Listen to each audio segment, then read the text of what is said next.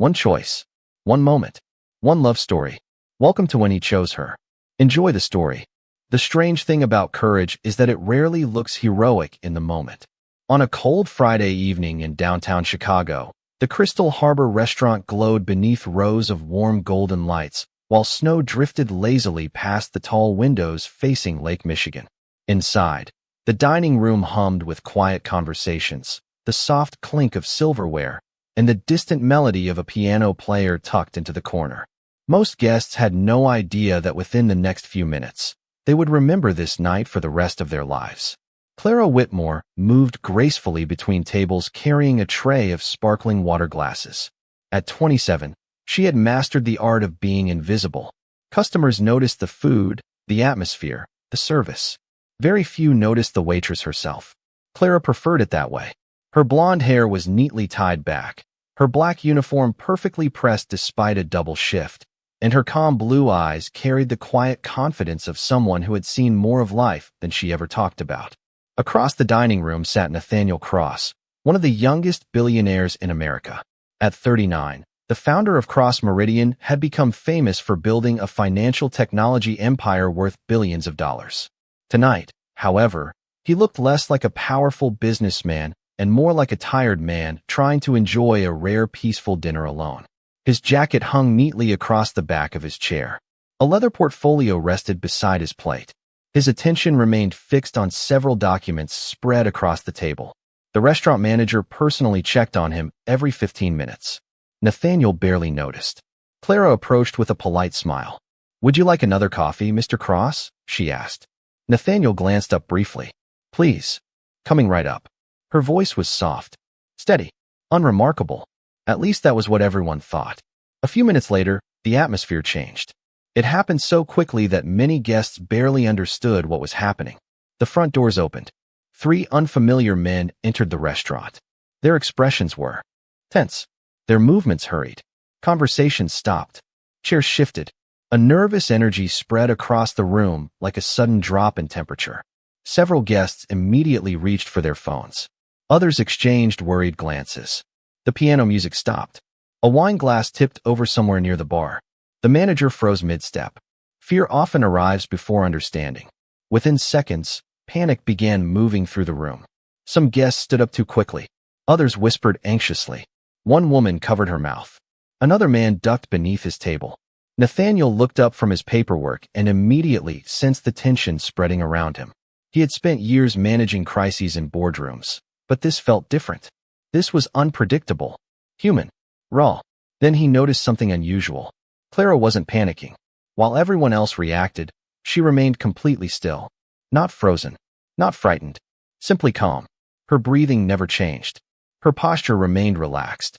Her eyes moved carefully around the room, observing every detail.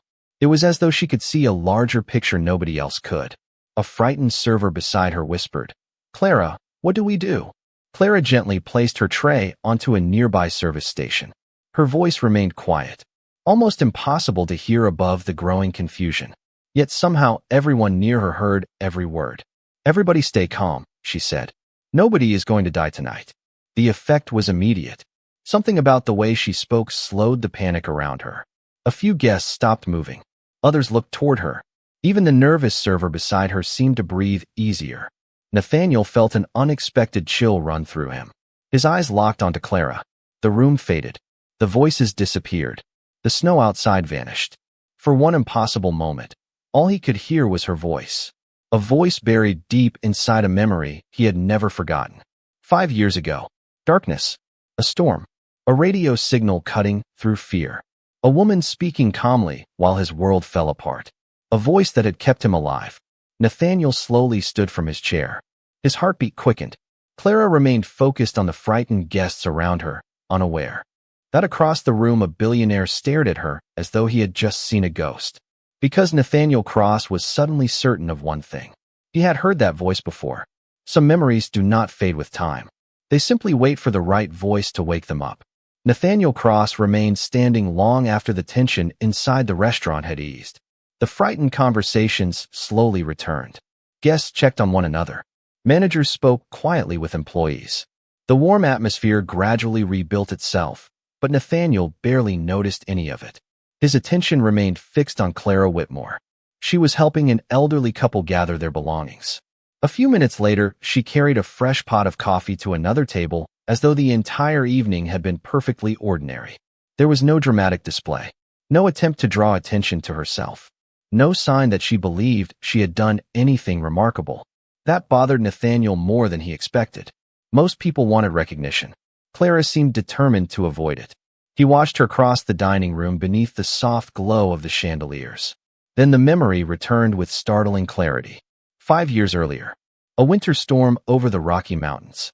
A private helicopter flight that should have lasted less than 90 minutes. Nathaniel had been 34 then, obsessed with work and expansion plans. His company was smaller but growing quickly. He remembered checking quarterly reports while snow battered the windows. He remembered turbulence. He remembered uncertainty. Then he remembered the radio. The emergency frequency had connected him to a dispatch center somewhere in Colorado. A young woman answered. Her voice had been calm from the very first second. While everyone else sounded stressed, she sounded steady. While alarms flashed and weather conditions worsened, she sounded confident. He could still hear her words. Nathaniel, I need you to stay focused. Tell me what you can see. Not much. That is okay. Then tell me what you can hear. It had seemed like a strange question at the time, but she kept him talking. She kept him focused. She kept fear from taking control. For more than 2 hours she remained on the radio. He never learned her name. He never saw her face. When rescue teams eventually reached his location, the dispatch operator was gone. Records had been incomplete. The company managing the communications center later shut down. The mystery remained unsolved. Yet Nathaniel had never forgotten the voice. Not once. Back in the present, Clara approached his table carrying fresh coffee. Would you like a refill, Mr. Cross? She asked politely. Nathaniel stared at her for a moment longer than normal. Clara noticed immediately. Sir. Nathaniel blinked. Yes. Thank you. She poured the coffee carefully. Steam rose between them. For a brief second, he considered asking directly. Were you working emergency dispatch 5 years ago? Did you save my life? But the questions sounded absurd even inside his own head. Clara finished pouring. Anything else tonight? Actually, Nathaniel hesitated. Have we met before? Clara smiled politely. I do not think so. You seem familiar. I get that sometimes. Her answer arrived effortlessly. Not defensive. Not nervous. Simply casual. Nathaniel searched her expression for some sign of recognition. He found none. Clara excused herself and moved on to another table. Nathaniel remained seated, more confused than ever. An hour later, after the last of his business documents had been packed away, he stepped outside into the cold Chicago night. Snowflakes drifted beneath the city lights. Across the street, traffic rolled slowly along the avenue. His driver pulled the black sedan toward the curb. Nathaniel slid into the back seat. Home, sir? The driver asked. Nathaniel looked back through the restaurant window. Clara was stacking menus near the host's stand. She laughed softly at something another waitress said. The sound was muted through the glass, but somehow it felt familiar too. No, Nathaniel said quietly. Take me to the office. The driver glanced into the rearview mirror. At this hour? Yes. Nathaniel loosened his tie and stared out the window. I need to find someone. As the car disappeared into the snowy streets of Chicago, Clara finished her shift completely unaware that one of the richest men in America had just reopened a mystery that had haunted him for 5 years. And for the first time since that long-ago winter storm, Nathaniel Cross was beginning to believe that fate had finally brought him back to the voice he could never forget. The next morning, Nathaniel Cross arrived at his office before sunrise. The 83rd floor of Cross Meridian overlooked the frozen Chicago skyline, but he barely noticed the view. Instead, he sat alone in the conference room surrounded by files, old reports, and archived records from 5 years earlier. Most billionaires spent their mornings studying markets. Nathaniel spent his searching for a voice. His chief of staff, Rebecca Langford, entered carrying a tablet and a coffee. She immediately noticed the stack of documents covering the table. Please tell me we are not investigating another acquisition. Nathaniel looked up. We are investigating a waitress. Rebecca stopped walking. A waitress? Yes. I'm almost afraid to ask. Nathaniel leaned back in his chair. I think she may be the woman who saved my life in Colorado. Rebecca blinked twice. The radio operator? Exactly. She slowly sat down. You spent 5 years trying to identify her. I know. And now you think she works at a restaurant. I know how that sounds. Rebecca looked toward the window. I am not saying you are wrong. I am saying this sounds like the beginning of a romantic comedy. Nathaniel frowned. Rebecca smiled. You hear one familiar voice and suddenly become a detective. Nathaniel ignored the comment. Can you pull employment records from emergency dispatch centers operating in Colorado 5 years ago? Absolutely. Discreetly. Of course. She paused. What is her name? Clara Whitmore. Rebecca's smile widened. You already know her full name. Nathaniel sighed. Get out. Meanwhile, across the city, Clara was beginning her day in a very different world. Her small apartment sat above a bakery on the north side. The smell of fresh bread drifted through the hallway every morning. She liked that. It reminded her that simple things often mattered more than expensive ones. Clara tied her hair into a ponytail, grabbed her coat, and headed toward work.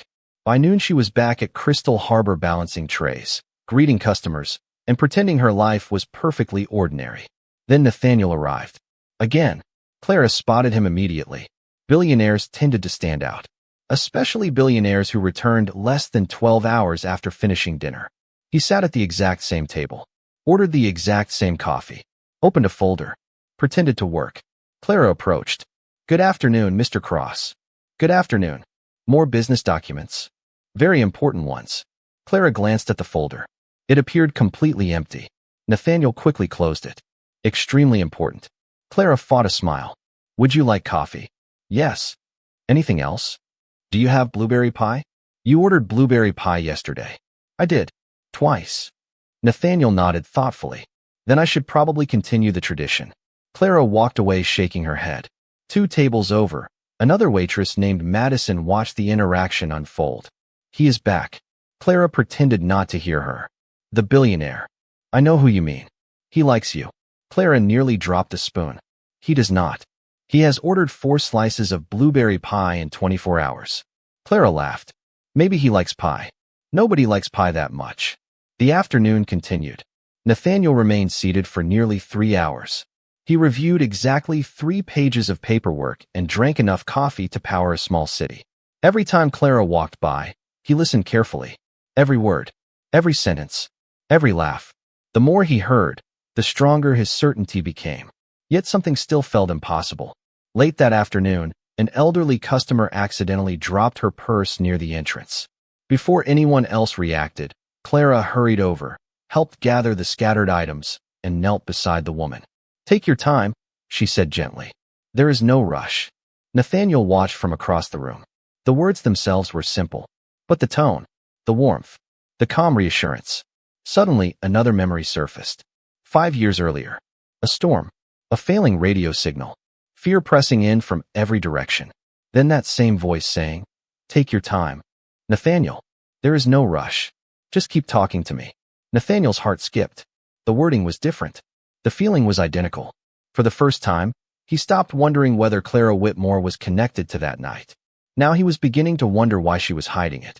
By the end of the week, Nathaniel Cross had become something of a local mystery inside Crystal Harbor Restaurant. The staff could predict his arrival almost to the minute.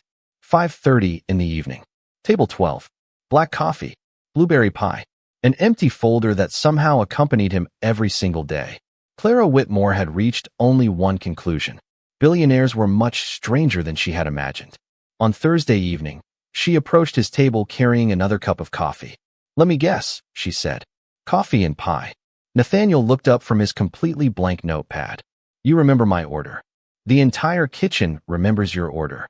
That sounds concerning. The pastry chef has started calling you Blueberry Bill. Nathaniel nearly laughed. My name is Nathaniel. I know. Then why Blueberry Bill? Clara shrugged. I did not create the nickname. Can it be changed? Not anymore. For the first time since she had met him, Clara saw genuine amusement cross his face. It transformed him completely. Without the constant seriousness, he looked less like a billionaire and more like a regular man having dinner after a long day. The moment surprised both of them. Clara quickly returned to work. Nathaniel watched her leave with a small smile he could not quite explain. Across the room, Madison appeared beside Clara carrying menus. You made him laugh. Clara rolled her eyes. People laugh every day. Not billionaires. That is not true. Have you looked at his face? That man has quarterly earnings reports where his personality should be. Clara laughed despite herself. Unfortunately, Madison was not finished. You like him? No, that answer came too fast. I barely know him. Exactly. Which is why this is entertaining. Clara escaped before Madison could continue. Meanwhile, Nathaniel's investigation had reached an unexpected dead end. Rebecca had located several former dispatch employees from Colorado, but none matched Clara's background. Every document pointed somewhere else. Every lead collapsed. Yet Nathaniel remained convinced.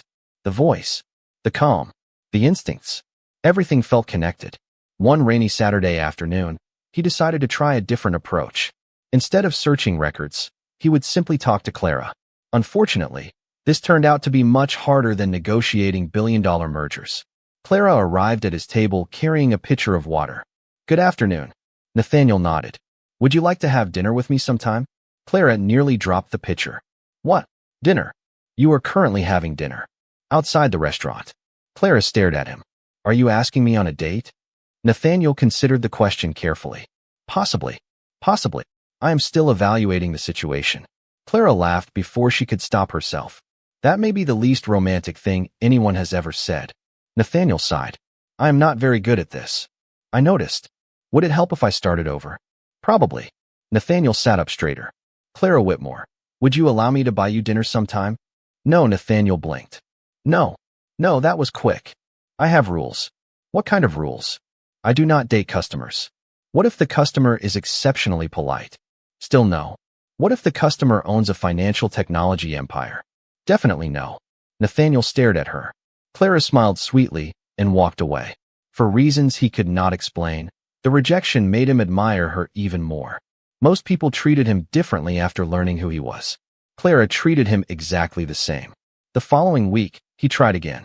This time he invited her to a charity gala. She refused. 2 days later he suggested coffee. She refused. On Friday he offered tickets to a symphony performance. She refused.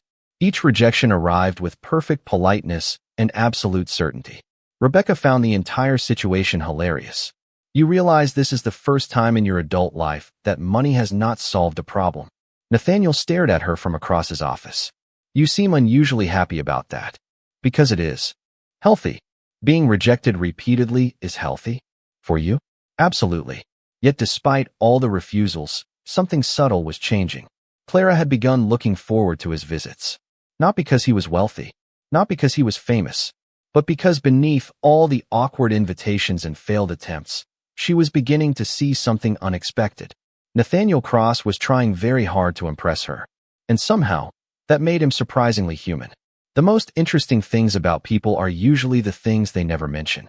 Nearly 3 weeks had passed since Nathaniel Cross first walked back into Crystal Harbor after that unforgettable night. By now, seeing him in the restaurant had become so normal that the staff barely reacted anymore.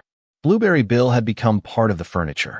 Even Nathaniel had accepted the nickname, although only after losing a lengthy debate with the pastry chef. Yet despite all his visits, all the conversations, and all the failed invitations, Clara Whitmore remained a mystery. That changed on a cold Tuesday evening. Nathaniel had just finished another meeting when his car stopped at a red light several blocks from the restaurant. He glanced out the window and immediately spotted a familiar figure crossing the street. Clara. She wore a thick winter coat and carried a large canvas bag over one shoulder. What caught his attention was the direction she was heading. It was nowhere near Crystal Harbor. Curiosity won. Follow that street, he told the driver. Slowly. 10 minutes later, Clara disappeared into a modest brick community center tucked between a public library and an elementary school. Nathaniel frowned. The building looked ordinary. No expensive signs. No glamorous events. Just a small center serving local families. He expected Clara to leave a few minutes later. She did not. Finally, curiosity overcame caution.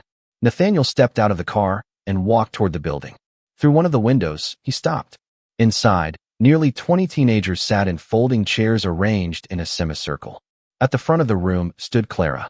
She was speaking confidently to the group while writing notes on a whiteboard. Nathaniel blinked. This was not the shy waitress he knew. This Clara commanded attention effortlessly. The students listened carefully. Some took notes. Others asked questions. A banner on the wall read, "Emergency Response and Crisis Preparedness Workshop." Nathaniel quietly entered through the back. Nobody noticed him. Clara continued speaking. The first thing people lose during a crisis is not safety. It is perspective. Her voice carried through the room. Calm, clear, familiar.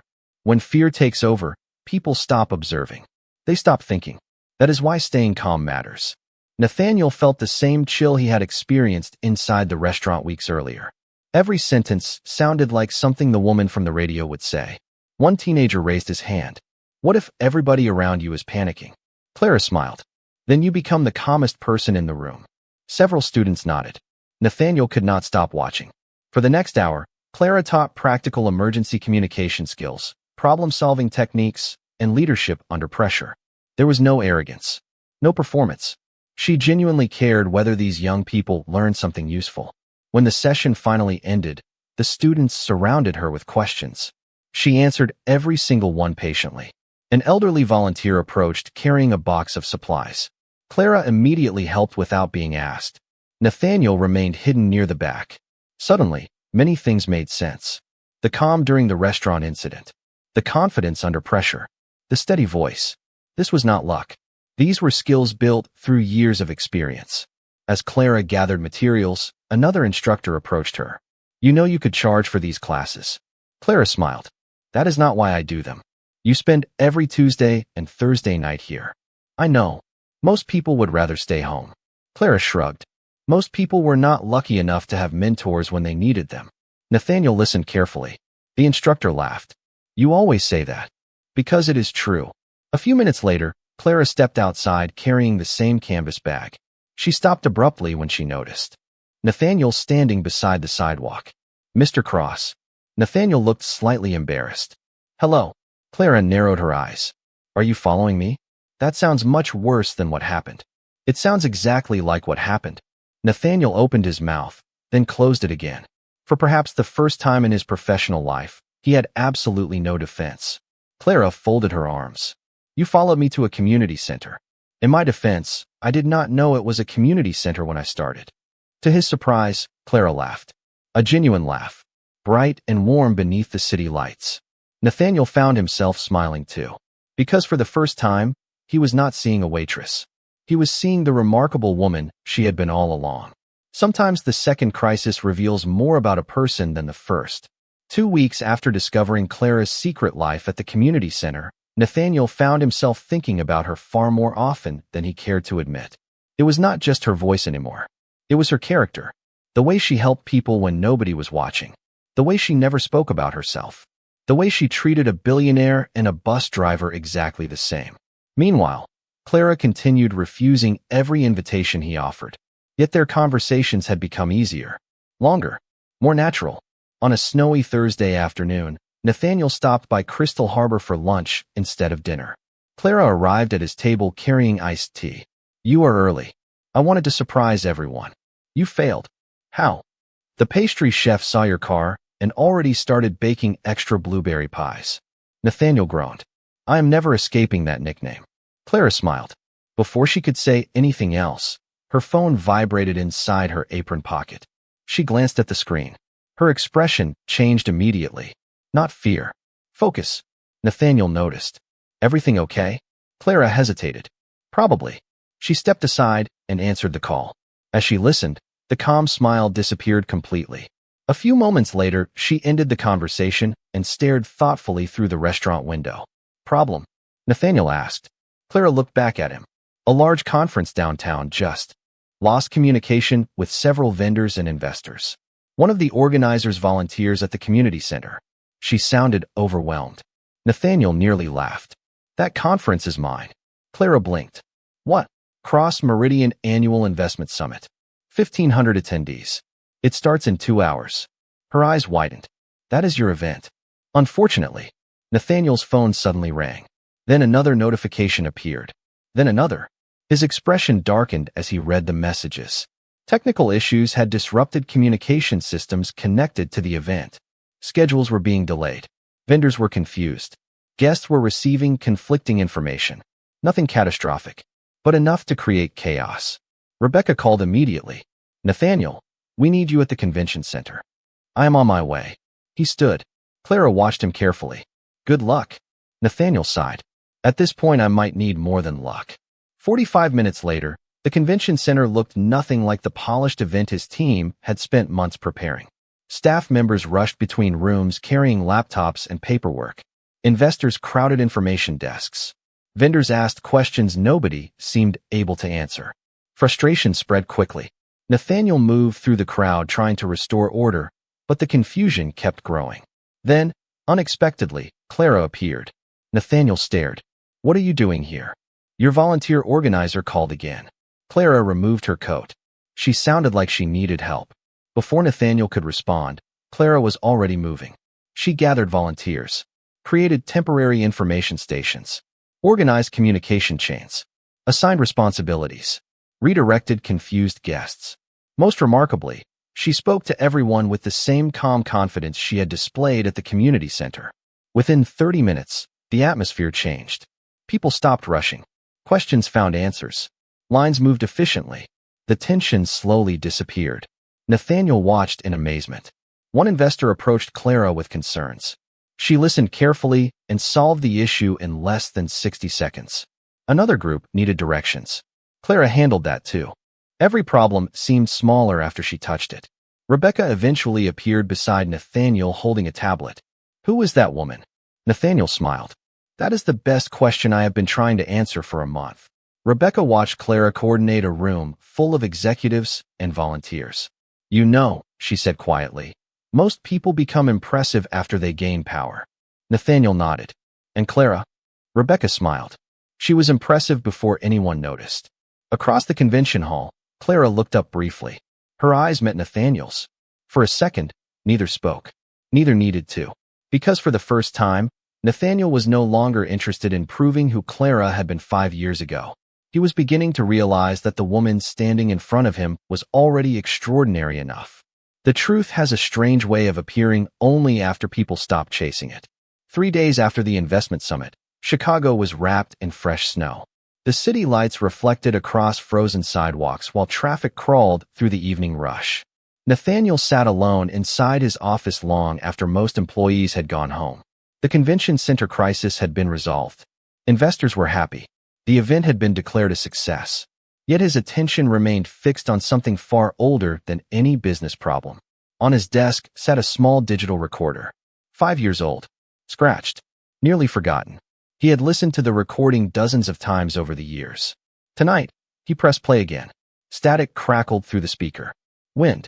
Radio interference. Then a woman's voice emerged from the noise. Calm. Patient. Steady. Nathaniel, stay with me. Tell me what you can see. He closed his eyes. The memory returned immediately. Not much. That is okay. Then tell me what you can hear. The recording continued. For 2 hours, that unknown voice had guided him through fear, uncertainty, and isolation. When it ended, Nathaniel stared at the city skyline. Then he made a decision.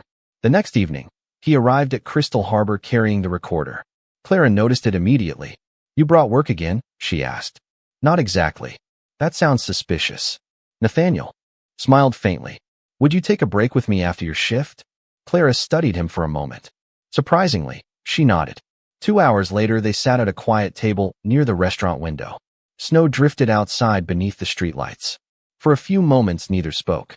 Then Nathaniel placed the recorder on the table. Clara's expression changed instantly. Not dramatically, just enough. A slight pause. A flicker in her eyes. Nathaniel noticed. I have spent 5 years trying to find someone, he said quietly. Clara remained silent. He pressed play. The familiar recording filled the space between them. The voice emerged once again. Calm. Reassuring. Patient. Clara looked down at the table. Nathaniel watched her carefully. I know that voice, he said. I heard it the night my helicopter went down in Colorado. Clara did not move. The recording continued. You kept talking to me for 2 hours, Nathaniel said softly. You kept me focused. Still she said nothing. The silence stretched. Outside, snowflakes drifted through the darkness. Finally, Nathaniel asked the question that had followed him for weeks. Was it you? Clara closed her eyes briefly. When she opened them again, they glistened beneath the restaurant lights. I hoped you would never ask. Nathaniel felt his heart stop. Why? Clara looked toward the window. Because that night was never supposed to be about me. For several seconds, neither spoke. Then she smiled sadly. Yes, it was me. Nathaniel stared at her. 5 years. 5 years of questions. 5 years of wondering who had been on the other side of that radio. And somehow she had been serving him coffee all along. You saved my life. Clara shook her head gently. The rescue teams saved your life. You kept me going until they arrived. I was doing my job. For 2 hours? Nathaniel asked quietly. Clara laughed through the emotion in her voice. You were a very stubborn caller. Nathaniel laughed too. The tension softened immediately. For the first time, the mystery felt human instead of legendary. Why did you never tell me? He asked. Clara looked down at her hands. Because people change when they know they owe you something. Nathaniel understood instantly. She had never wanted gratitude, never wanted attention, never wanted recognition. She had simply helped someone and moved on. That realization affected him more than the revelation itself. In a world where people constantly chased credit, Clara had spent 5 years hiding from it. Nathaniel reached across the table, not touching her hand, just placing his beside it. Thank you anyway. Clara looked up. Their eyes met. Neither smiled. Neither needed to. Because in that quiet moment, something more important than a mystery had finally been revealed. The voice Nathaniel had spent years searching for belonged exactly where it should have belonged all along. To the woman he had already begun to admire long before he knew her secret. Some people spend their lives trying to become extraordinary. Others spend their lives trying to hide it. After the truth finally came out, something unexpected happened. Nathaniel Cross stopped asking questions. For weeks, he had chased a mystery. Now that the mystery was solved, he found himself interested in something much more important. Clara Whitmore herself. The change was subtle at first. He no longer arrived at Crystal Harbor carrying folders full of old records. He no longer searched for clues. He no longer studied her voice every time she spoke. Instead, he simply showed up. Sometimes for coffee, sometimes for lunch, sometimes for no reason at all. Clara noticed immediately. One afternoon, she approached his table with a smile. You seem different. Nathaniel looked up from his coffee. Different how? Less like a detective. That is disappointing. I thought I was very convincing. You were about as convincing as a golden retriever wearing sunglasses. Nathaniel laughed so suddenly that he nearly spilled his coffee. Clara laughed too. The sound lingered between them longer than either expected. For the first time, there was no mystery standing between them. No unanswered questions. No hidden identities. Just two people enjoying each other's company. A week later, Clara arrived at the community center for her evening workshop and stopped in surprise. The room was already set up. Chairs arranged perfectly. Whiteboards cleaned. Supplies organized. Students were chatting excitedly near the front. Standing in the middle of the room was Nathaniel Cross wearing jeans, a simple navy sweater, and an expression of absolute confusion while trying to operate a folding table. Clara blinked. What are you doing here? Nathaniel looked relieved. Thank goodness. Why? I think this table is winning. Clara laughed. You came all the way here to fight furniture? Actually, I volunteered. Volunteered? You said these programs need more support. Clara stared at him. Most billionaires donate money. Nathaniel shrugged. Money is easy. That answer stayed with her. During the following weeks, Nathaniel kept returning. He helped organize events, carried boxes, set up classrooms, listened to teenagers explain problems he had not faced in decades. The students adored him, mostly because he was terrible at basketball and somehow made every game unintentionally funny. Clara watched it all with growing affection. This version of Nathaniel was completely different from the man she had first met. Less guarded, less concerned with appearances, more willing to laugh at himself. One Saturday afternoon, after a volunteer event ended, Clara and Nathaniel walked along the Chicago River beneath a pale winter sky.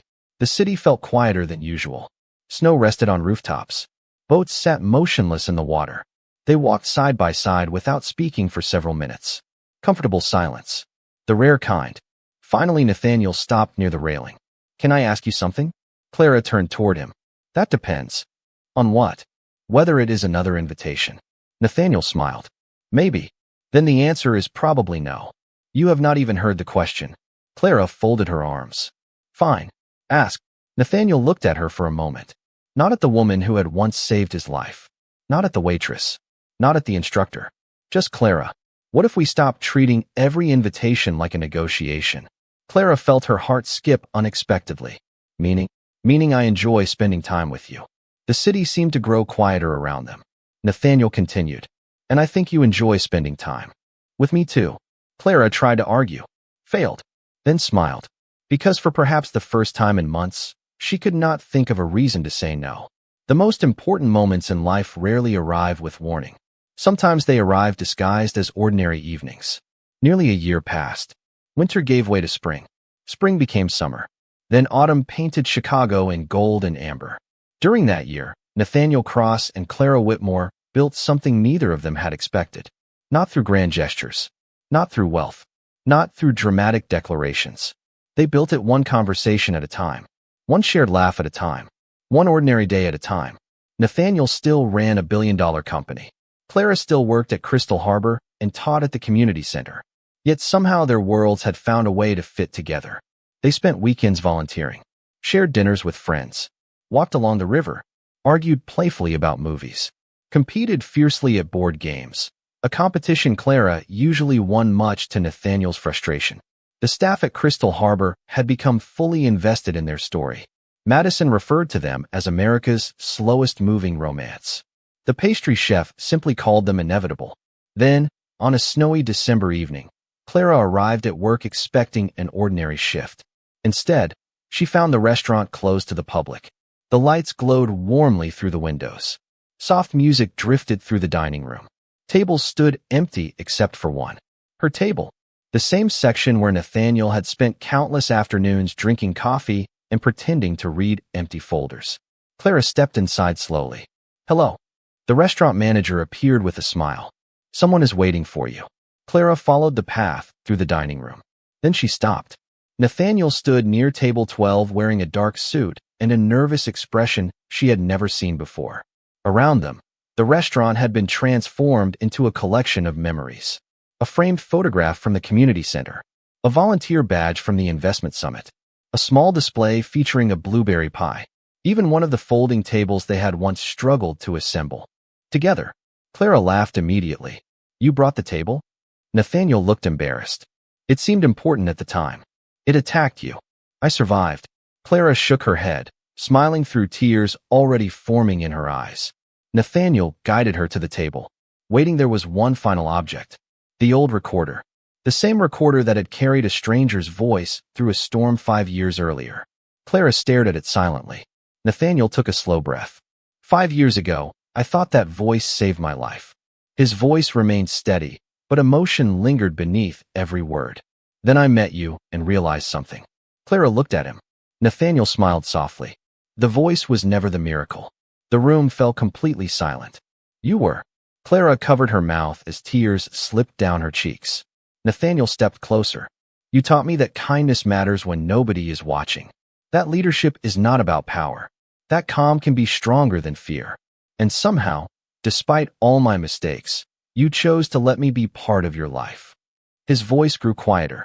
That has been the greatest gift I have ever received. Then, for perhaps the first time since Clara met him, Nathaniel Cross looked completely vulnerable. Not like a billionaire. Not like a CEO. Just like a man in love. He knelt beside the table. The entire restaurant seemed to hold its breath. Clara Whitmore, he said softly. Would you make me the luckiest man in Chicago and spend the rest of your life with me? Tears streamed freely down Clara's face now. Yet she was smiling so brightly that Nathaniel already knew the answer before she spoke.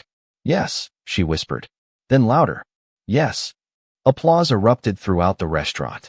Employees emerged from hiding places. Madison nearly cried harder than Clara. Even the pastry chef appeared carrying a celebratory blueberry pie. Nathaniel stood and wrapped Clara in a warm embrace. Outside, snowflakes drifted through Chicago night exactly as they had on the evening their story began. Months later, beneath a clear summer sky beside Lake Michigan, surrounded by friends, family, students from the community center, and the Crystal Harbor staff, Clara and Nathaniel exchanged vows. As the sun reflected across the water, Nathaniel looked at the woman beside him and smiled. Because the greatest thing he had ever found was not hidden in a boardroom, a business deal, or a fortune. It had been standing quietly in a restaurant all along. And sometimes the people who change our lives the most are the ones the world almost overlooks. If this story touched your heart, please take a moment to like, share this video, and let us know where you are watching from, and subscribe to When He Chose Her channel. Your support helps us bring more unforgettable stories about courage, kindness, unexpected connections, and life-changing moments. Let us know in the comments. What would you have done in Clara's place?